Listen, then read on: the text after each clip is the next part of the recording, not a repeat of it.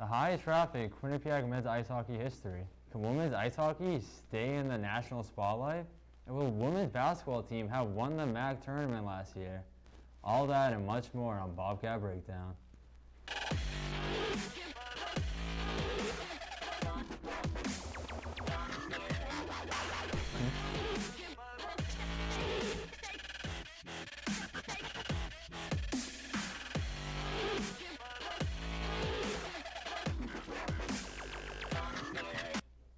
Welcome into Bobcat Breakdown. I'm your host, Keith Savage. Tonight we have two of Q30's finest, Kerr and Kevin Higgins. Ready to debate, guys? How are you feeling? I'm feeling great, Keith. And Eric, how are you feeling tonight? It's been too long. It has been too long, Kevin, but I am excited to be back in Bobcat Breakdown alongside of being you for the first time. So Great. Let's just get right into it. Oh, yeah.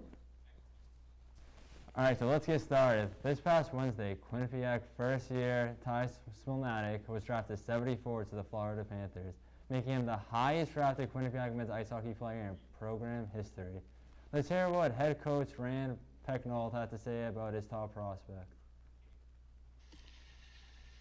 The Florida Panthers are proud to select from the U.S. National Team Development Program in Quinnipiac University, Ty Smilanic. Quinnipiac men's hockey first-year Ty Smilanic lived the dream of every young hockey player when he was selected 74th overall by the NHL's Florida Panthers in last week's draft. It was a really special moment for me and my family, and to be the highest drafted player out of Quinnipiac history. That's awesome too, but I mean, there's such a great group of guys and teammates I have at Quinnipiac that they all text me immediately after it happened, and kind of everyone's supportive of everyone. So I mean, it's a cool achievement, but I'm just happy to be a part of Quinnipiac hockey.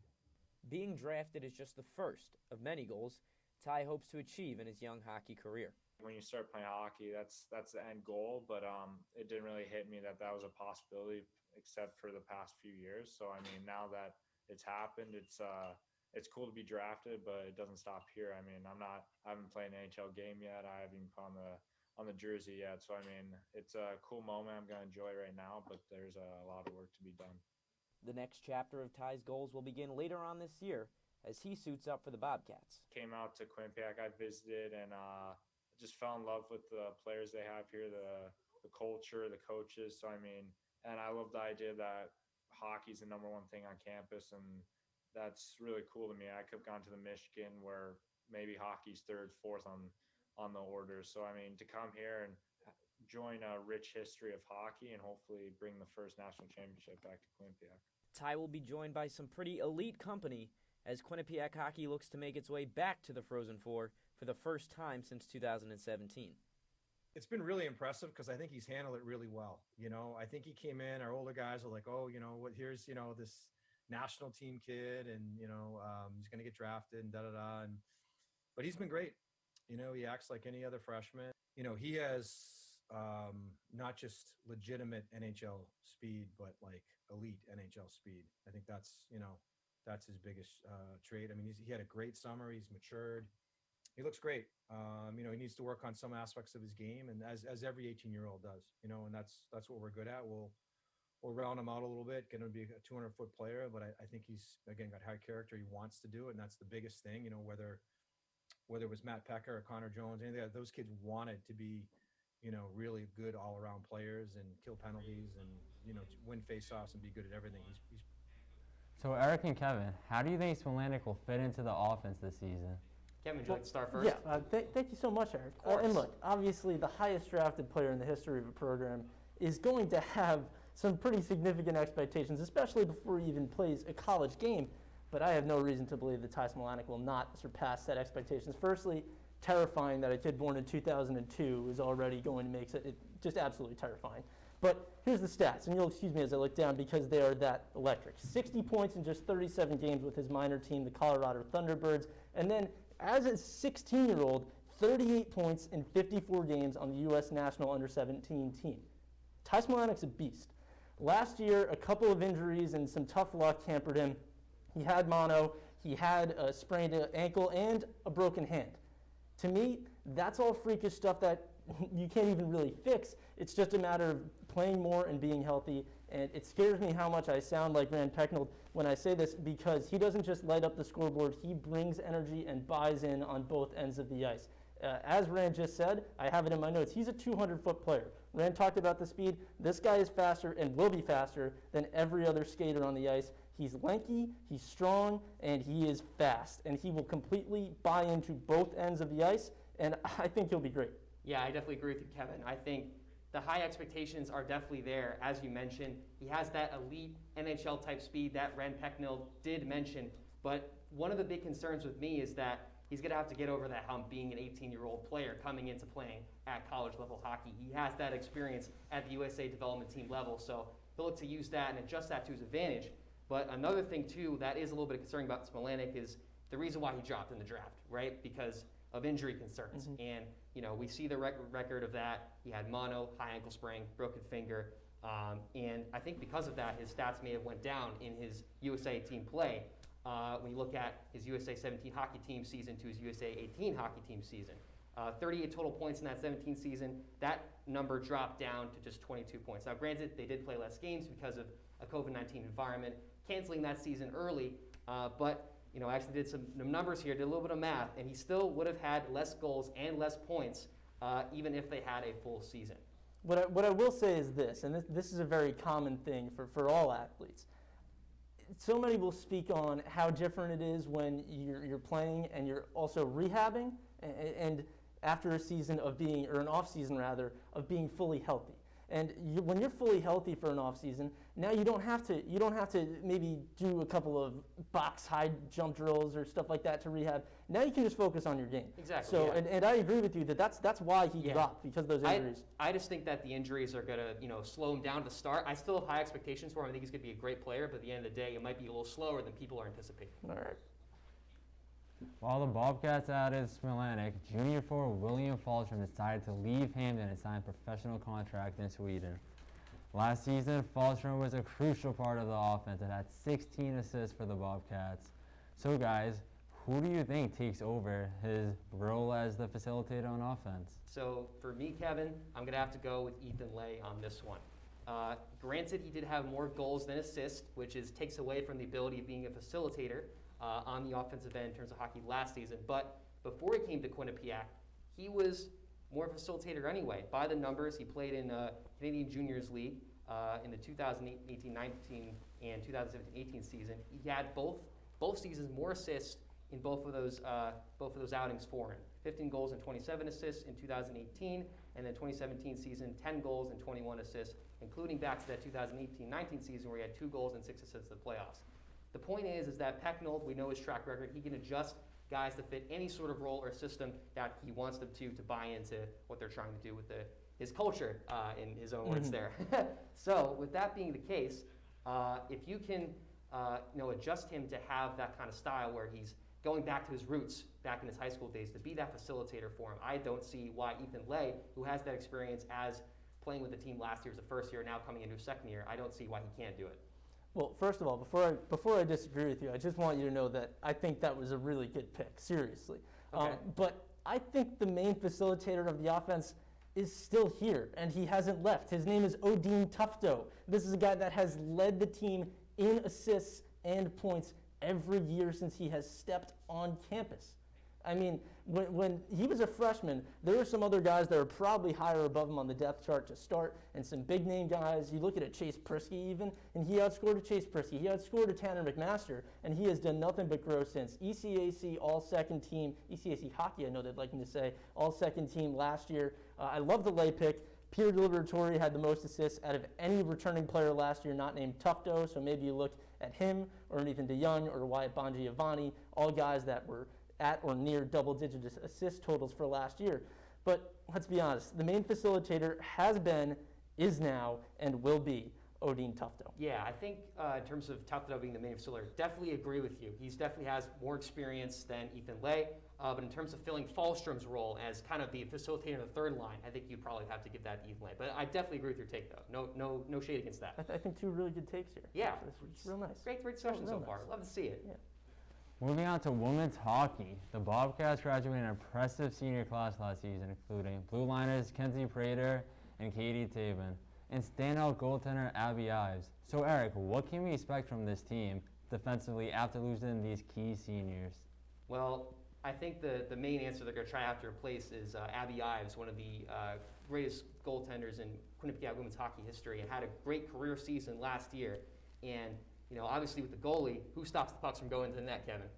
It would be the goalie. It would be the goalie. That is correct. And Logan Angers is going to be the next person that fills in Abby Ives' spot. So with that being said, I think Angers has to fill the shoes of what Abby Ives left behind. You look at her performances when she did enter play last season. She was undefeated, 3-0-1 in just 4 games that she played, but it's better than nothing. And she showed that she can come in there and have that type of experience. In those games, she's also had back-to-back 2 shutouts against a Sacred Heart team that isn't the strongest, but a shutout victory is still impressive. And you look at the .94 save percentage, 1 goal against average, she can get it done. But the big thing with Angers too, it has to be the whole team too. It's not just the goalie. And I think Quinnipiac is coming back with a very strong defensive cast as of still. You have Olivia Conningson, who's the captain of the team this year. She was 3rd in the team in terms of shots blocked. You also have Zoe Boyd coming back, Katie Riley, Kenzie Prater as well, team leading 67 blocks. So, some great defensive players here on this Bobcat side. And I think it just has to come down between filling those holes when you lose girls like Katie Tabin and Abby Ives. These players got to step up and fill in the void. Yeah, and Eric, I think I'm going to agree with you for the most part. Again here, this isn't a criticism of Cass Turner's very talented team at all. But when you lose your MVP, and she was voted team MVP at the season-ending banquet, your team's going to get worse. That's just how it is. You mentioned Logan Angers. You mentioned the 2 shutouts. And I think she'll be fine, but Abby Ives was just elite, an absolute stud. Quinnipiac was 4th in ECAC hockey last year in goals allowed per game.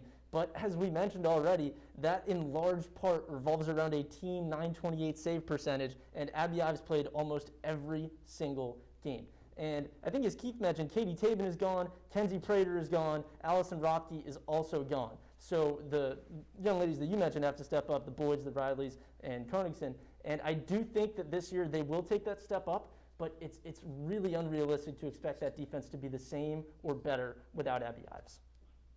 After sitting at the number 10 ranking for much of last season, the team finished just outside the national rankings. So Kevin, I'll ask you, do you think this team will return to the national spotlight this season? I would love to say yes, but I mean, for many of the reasons that we just put out there, I can't help but feel like after losing such a talented senior class, a step back is going to be taken before a step forward is. We mentioned Ives, we mentioned Tabin, Prater, Rothke. Sarah Ev Kutugadbu, whose name I will so very mispronouncing this year, was also such an important senior. She scored a team-high 16 goals and 26 points. I think all these losses might be a little bit too much to overcome this year. Yeah, I think they lost 5 seniors, but I think, in my mind, I think they're still okay to finish around number 10, maybe even better, because they still have the defensive pieces like I mentioned. They also have the offensive pieces coming back, like Lexi Agia, who is the team leader in assists, team leader in points. She's still there. Sadie Pert, who was technically the leader in goals after Sarah F. Kutugadbu. And also Brooke Bonsteel is coming back as well as the captain. So I think they're not going anywhere. I think they're staying around the same spot. Awesome. We're going to take a quick break, but do not go anywhere. When we come back, we're moving on to the hardwood. Can the guys agree on a men's basketball 75? Stay tuned.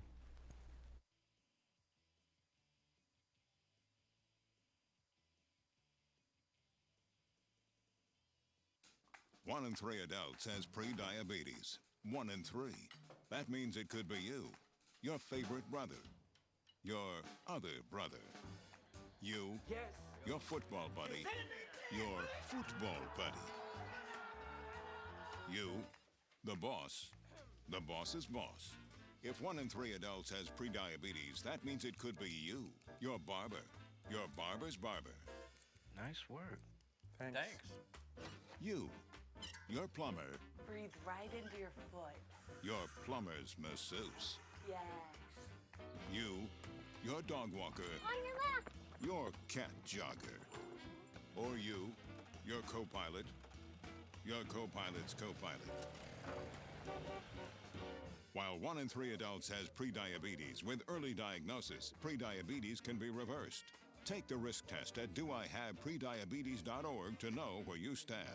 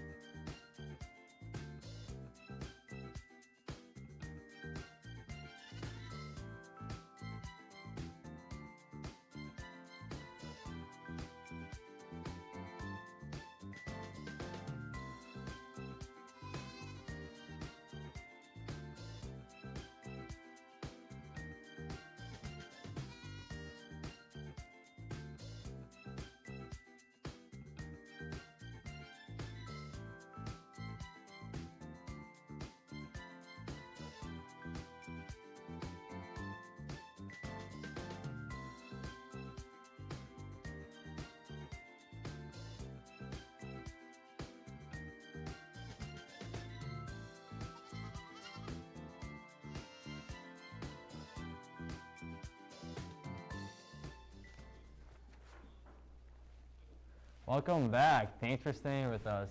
Let's move on to some Quinnipiac men's basketball. After the departures of Rich Kelly and Kevin Marfo, some new faces will be starting for Baker Dunleavy's squad. Who do you think will make the starting rotation? Well, Eric, why don't I start this one off?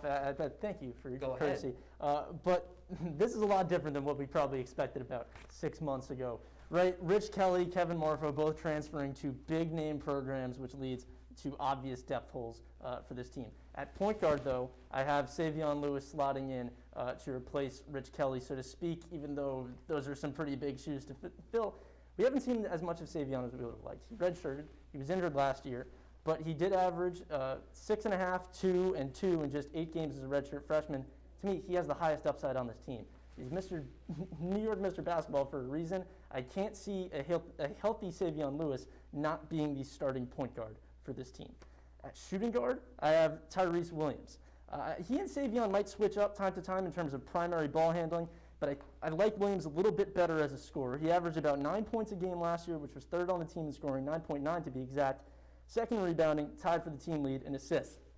A lot of his opportunities, though, as you know, were taken away by how good Rich Kelly and Kevin Marfo are. You're not going to get the ball if those two guys are on the floor instead of you. So I look for him to take a bit of a step forward this year as the shooting guard. He'll get a chance to prove himself.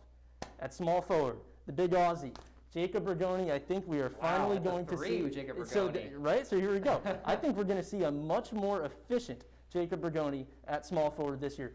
He plays like a shooting guard, but he's a little oversized there for MAC competition, so they move him sometimes around for length.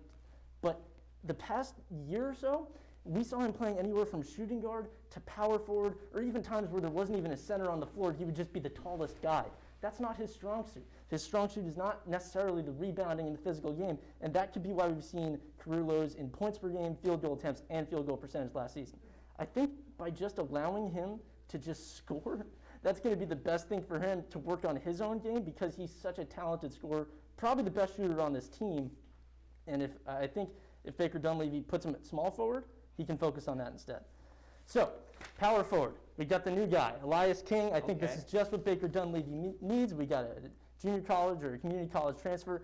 He almost went 50, 40, 90 last year, and I think he fits in as a stretch 4 for Baker Dunleavy, which is just what Baker Dunleavy needs. The most important thing for me and Elias King is that he actually got about 6 rebounds a game last year, which is huge for a Quinnipiac team that's losing Kevin Marfo. So I think in terms of shooting and in terms of rebounding, Elias King is exactly what this team needs, and if he's not starting at the beginning of the year, I suspect he will be by March.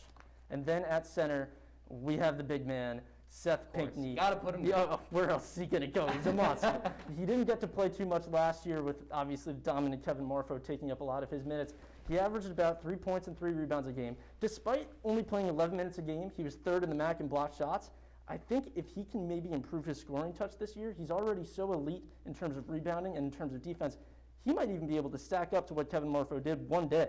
But I think for now, the start is him at center and see how he develops. I like this lineup a lot. I think there are some differences in mine, though, and we're going to go through it on my end now. Let's do it. So I'm actually having Tyrese Williams start at my point guard spot.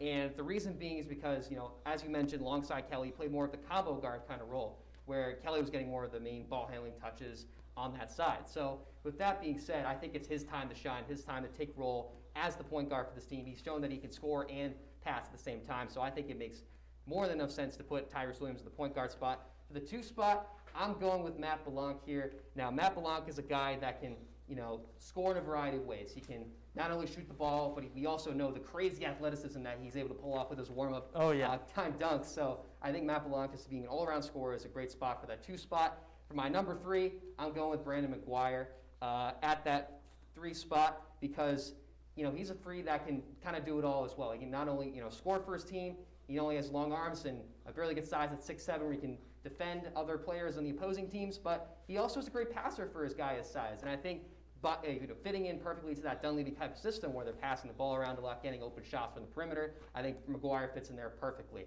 For my 4, I'm going to put Rigoni as a traditional spot in my mind. The stretch 4 spot is where he's been playing last 4 seasons. I don't see any need to change him around because if you get guys like McGuire and Rigoni out here with size on the floor, it may be a little bit tougher for him to defend down low in the 4 spot, which is why I like Elias King in that spot for you over there as well. But I think if you get someone in the perimeter that is normally playing defense down the paint to come out and guard Rigoni, I think he's still great at that stretch 4 spot. And of course, none other than Seth Pinckney at the center spot. As you mentioned, great perimeter presence for them down low in the paint, blocking shots, led the team with 1.4 blocks per game last season. But at the end of the day, he definitely is going to be able to get those rebounds for the team when they need him most to get those rebounds off the 3-pointers that Quinnipiac does love to shoot. I think these lineups win a fair amount of games. I think so, yeah. I mean, with your Savion Lewis pick, I'm not sure if he can defend some of the bigger guards of the game, because with a guy like Tyrese, he's 6'3", and also you throw Balak in there being 6'3" as well. Both pretty good sized guards that can defend multiple positions of the floor. That's why I like this a little bit better. But I understand Savion Lewis pick. Great scorer. Missing New York basketball, you said. He gets the job done. Baker Dunleavy's got some decisions to make, Keith. Switching gears to Quinnipiac women's basketball team. We'll pick up right where we left off back in March as the sports world began to shut down. If they had played the MAC tournament, do you two think they would have won it? So I'll start this one being the women's basketball beat reporter last year. I'm going to say no. The reason being is because, as we know, they had a decline from last year. You see the roster, you see the other teams as well that I think just stacked up against Quinnipiac a lot better in terms of, Marist obviously being one of them. They are an upperclassman heavy team. They were also a team that had a lot of good players in there with Grace Vanderwade, Alana Gilmer, Rebecca Hand. Very talented for them. Efficient offense as well. And with teams like Ryder as well, who have Stella Johnson, who is absolute beast in the MAC last year for women's basketball, leading the conference in scoring 24.8 points per game, and I believe was the Women's MAC Basketball Player of the Year, rightly deserved. So from those rosters top to bottom, and both those teams also beat Quinnipiac twice in the regular season. So those juggernauts would have been tough for Quinnipiac to get through in the first place. We also just mentioned, their team is young, and a lot of that has to do with, the turnovers that they made on the floor, which if you make turnovers, you're not going to win basketball games. Against Rye themselves, they had 17, and even against a team like St. Peter's at home, where they're finished bottom 3 in the conference, they had 17 turnovers in that game too, Kevin. So. There's not much more I can say that you haven't already covered there, because I agree. I don't think they would have won this year. They lost 8 conference games, which is probably more than their last 3 years combined. Exactly. Yeah. Right? That historic winning streak comes to an end. And it's not like they weren't a good team. This is a very good team we're talking about, but they lost so many important players. And it seemed to me, and to you as well, obviously, that teams like Marist, teams like Ryder were just a step above this year. You mentioned the 4 losses. 3 of them were by double digits. I think they would have beaten Manhattan in their opening matchup, but I'm not sure they would have gone much further than that based on how that year had gone for them. But I am excited to see how well this Quinnipiac women's basketball team could bounce back with Michaela Morris, Mackenzie DeWeese, those stars like that. So we'll see what's going to go on. It's time for one last break, but when we come back, it's final order time. Don't go anywhere. We'll be right back.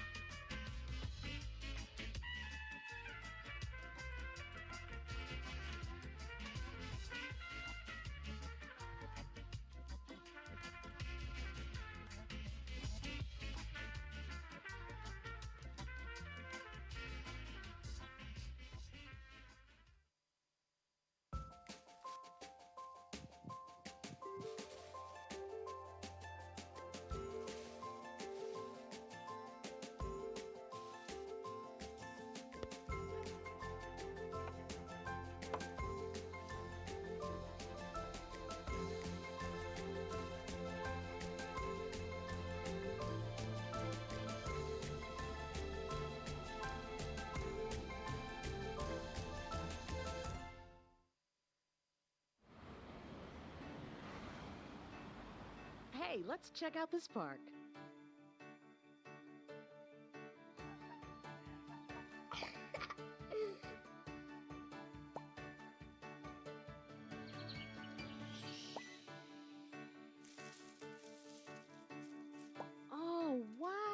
looks really cool. To find a great local park or forest near you, go to discovertheforest.org. Welcome back to Studio 125. Before we get to our final roars, we have a special treat for you. Every week, with the help of the Quinnipiac Bobcat Sports Network, we'll be looking back to some of the greatest games in Quinnipiac athletics history. In our new segment, Game of the Week. Yeah, so our first game of the week is a classic from the men's ice hockey team, a comeback win from 2 years ago today. And, you know, with this game, it was a 3-2 win over the University of Vermont. And it's funny how, like, it's kind of this day in history kind of thing. We just look back on it. Oh, such a fun one, Eric. They trailed 2-0 in that one. We're able to get it. And in the third period is where the firepower just happened. They got a goal back to make it 2-1. And then Chase Prisky. That was such a fun game for a fun year because Chase Prisky scores a late equalizer with about 2.5 left. And the facilitator, Odin Tufto, hit the game winner with 15.2 seconds left in the game. So we certainly thank QBSN for providing us with this game of the week. It was a fun and exciting game. They kicked off a fun and exciting season. Well, we have come to the end of tonight's show. And you know what that means. Final roars. Kevin, take it away. I'm sure you heard the news of a stud defenseman changing teams yesterday, and I'm not talking about Alex Pietrangelo.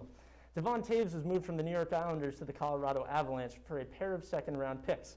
And Colorado is being praised for landing one of the better young top 4 pairing defensemen in hockey.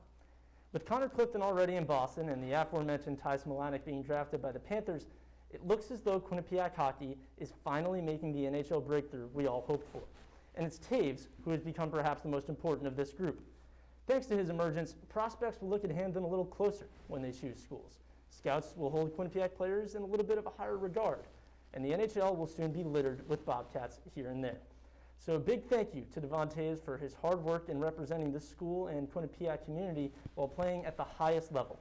And good luck in Colorado. The Island will miss you. Ty Smilanic, who made the Quinnipiac history books as the earliest player to be selected in the NHL draft. Well, that news is a big deal. But will there be anyone in the Frank Perotti Jr. Arena to cheer him on when students return to campus in January? With COVID-19 causing the cancellation of fall sports for the Bobcats this semester, news is hopeful for the return of basketball and hockey this winter. However, there is no talk for whether fans will be allowed in the stands for the 2020 to 2021 season. If ACAC hockey allows for its teams to let a limited number of fans into their arenas, it should be something Quinnipiac looks into as well. With promising returners like Keith Petrozelli and Wyatt Bongiovanni, alongside newcomers like Corey Clifton and Ty Smilanic, it would be disappointing to see fans watching the plays they make on the ice without being in the arena. As long as mask-wearing, social distancing, and limited capacity of fans are allowed in, it will be a better compromise to watching a battle of Whitney Avenue between Yale and Quinnipiac with no fans. While the process may not be easy, the university should consider giving the chance for fans to root for the Bobcats inside the People's United Center this 2021. Dallas Cowboys quarterback Dak Prescott suffered a gruesome ankle injury on Sunday afternoon, and the Cowboys' 37-34 win against the Giants. Injury adds to what has already been an exhausting 2020 for Dak Prescott. Early in his career, Prescott lost his mom to a battle with cancer. And in April, his brother Jace took his own life. A few weeks ago, Prescott opened up about his struggles with mental health, and now he has been dealing with depression and anxiety, only to be met with criticism from people like Skip Bayless, saying that he will never be a franchise quarterback if he continues to speak on his weakness. Let's get one day straight here.